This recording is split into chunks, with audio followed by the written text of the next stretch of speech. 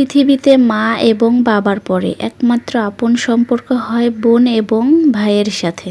আসসালামু আলাইকুম আমার প্রাণপ্রিয় আপুরা, সবাই কেমন আছেন? আশা করছি যে যেখান থেকে ভিডিওটি দেখতেছেন সবাই ভালো আছেন এবং আপনাদের দোয়া এবং আল্লাহর অশেষ রহমতে আমিও খুব ভালো আছি। প্রায় প্রতিদিনই ভিডিও শুরু করি ভিডিও করা শুরু করি সকাল থেকে, কিন্তু আজকে শুরু করছি দুপুর থেকে। দুপুরে রান্না করব আজকে ডিম দিয়ে বেগুন দিয়ে ভুনা। তো এই জন্য প্রথমে দুটা ডিম আমি ভেঙে এই যে ভাজি করে নিছি। তো ডিম ভাজতেছিলাম যখন আমার মেয়ে বলতেছিল, তুমি এত বড় একটা ডিম ভাজতেছো কি আমার জন্য, তুমি কি আমাকে দিবে? তা আমি বলতেলাম যে হ্যাঁ, তুমি তাহলে খেয়ে নাও। তো বলতেছে না আম্মু, তুমি রান্না করো তখন খাবো। এই কথা বলে সে চলে গেছে। তারপর 10 মিনিট পরে আবার আসছে, এসে বলে আম্মু তুমি আমাকে এক পিস ডিম দাও, আমি খাবো। ভিডিও শুরু থেকে বলেছিলাম বাবা মার পরে যদি আপন কোনো সম্পর্ক থেকে থাকে তাহলে ভাই আর বোনের সাথে সম্পর্ক। হ্যাঁ, এটা ঠিকই আমি মনে করি। আপনারা কি মনে করেন আমি জানি না, তবে ভাইয়ের সম্পর্ক কতটুকু আমি জানি না, তবে বোনের সম্পর্ক কখনোই শেষ হয় না। আমার ক্ষেত্রে আমি যতটুকু দেখি, আমার দুইটা বোন আছে বড়, আমি হলো সবার ছোট। তো আমার বোনরা প্রতিদিন একবার হলেও ফোন দিয়ে জিজ্ঞেস করবে তুই কেমন আছিস। কিন্তু আশেপাশে না আমি দেখি খেয়াল করে, ভাই আছে তাদের কিন্তু বোন নাই কয়েকজনেরই, কিন্তু ভাইরা না কখনো ফোন দেয় না।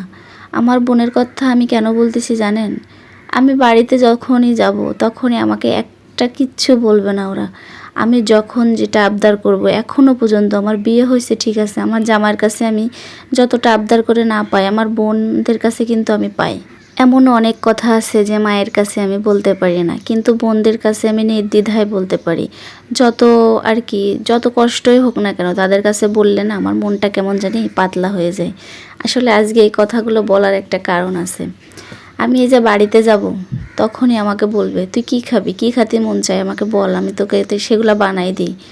আর তুই কোথায় যাবি, মানে প্রতিটা ক্ষেত্রে তাদের কথা বলে আমি শেষ করতে পারবো না।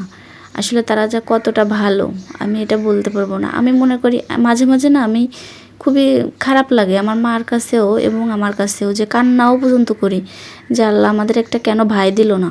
কিন্তু আবার মাঝে মাঝে না ঠিকই মনে মনে ভাবি যে না, আল্লাহ যা করে হয়তো ভালোর জন্যই করে। একটা ভাই দিনে তাতে কি হয়েছে, আমাদের দুটা বোন দেশে। তো আসলে আপনাদের কাছে অনেক কথাই আমি বলতেছি। এইখানে আমি যে একটা ইউটিউবে চ্যানেল খুলেছি, আসলে আমার কথা শোনার মতো কেউ নাই এখানে একা একাই থাকি বাসায়। আপন বলতে যারা যারা আছে সবাই বাড়িতে।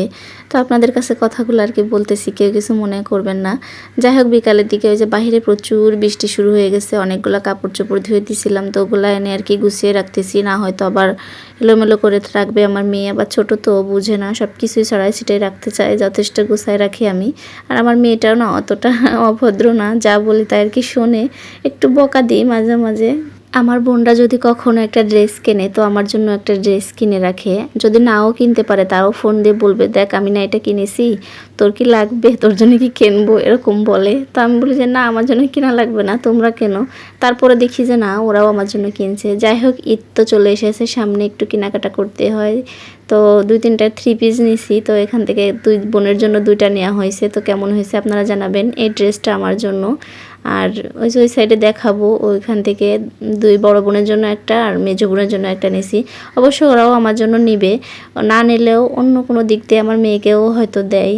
মানে এতটা ভালো বলে বোঝাতে পারবো না, আমাদের বোনের কথা বলতেছি এই তো এখন যে ড্রেসটা দেখাচ্ছি, এই ড্রেসটা হলো মেজো বোনের জন্য দিব, আর এই যে এখন যেটা দেখাচ্ছি এটা দিব হচ্ছে বড় বোনের জন্য। তো বড় বোনের কেমন লাগবে জানি না, অবশ্যই কিছু বলবে না, আমি যা দিই তাই নেই। এটা হচ্ছে বাটিকের ভিতরে, তবে সবগুলোর একই দাম নিচ্ছে 900 টাকা করে। তো ড্রেসগুলো কেমন হয়েছে অবশ্যই জানাবেন। আর আমার মেয়ের জন্য কিছু কেনাকাটা করছি, আসলে ঈদের আগে আর অনেক কিছুই কেনা হবে, এখন আপাতত এগুলো নিয়েছি। তো কয়েকটা প্যান্ট নিয়েছি, এখানে সবসময় পরতে পারবে, প্যান্টগুলো একদম নরম গেঞ্জি কাপড়ের ভিতরে। আর কয়েকটা গেঞ্জি নিয়েছি আমার মেয়ের জন্য, আমার জন্য বাসায় পরার জন্য 2-3টা গেঞ্জি নিয়েছি, অলরেডি 2টা পরেও ফেলেছি, পড়তেছি আর একটা যেখানে আছে। দিনের বেলা ভয়েস দিলে ভিডিওতে আসলে অনেক সমস্যা হয়, আশেপাশে প্রচুর কাক ডাকতেছে, আমাদের এখানে অনেক কাক যে বলে বোঝাতে পারবো না। রাত্রেও মাঝে মাঝে ডাকে, এতটা দুষ্টু এরা। তো কিছু মনে করবেন না। যাই হোক, আমার হাজব্যান্ড অফিস থেকে যে গাছগুলো এনেছে, ও অফিসে এমডি স্যারের বাসায় নিয়ে যাচ্ছিল, তো ওখান থেকে 2টা গাছ রেখেছে আমার জন্য। আসলে ও জানে আমি কি পছন্দ করি আর না করি, যথেষ্ট আর কি আমাকে আর কি খেয়াল করে ও, কি আমার লাগবে কি না লাগবে, খুবই ভালো। তো আমি অনেক খুশি হয়েছি গাছগুলো পেয়ে, যা আমাকে 5,000 টাকা একটা ড্রেস দিলেও হয়তো এত খুশি হতাম না। এই তো ভিডিও শেষ পর্যায়ে চলে এসেছি, সবাই ভালো থাকবেন, আল্লাহ হাফেজ।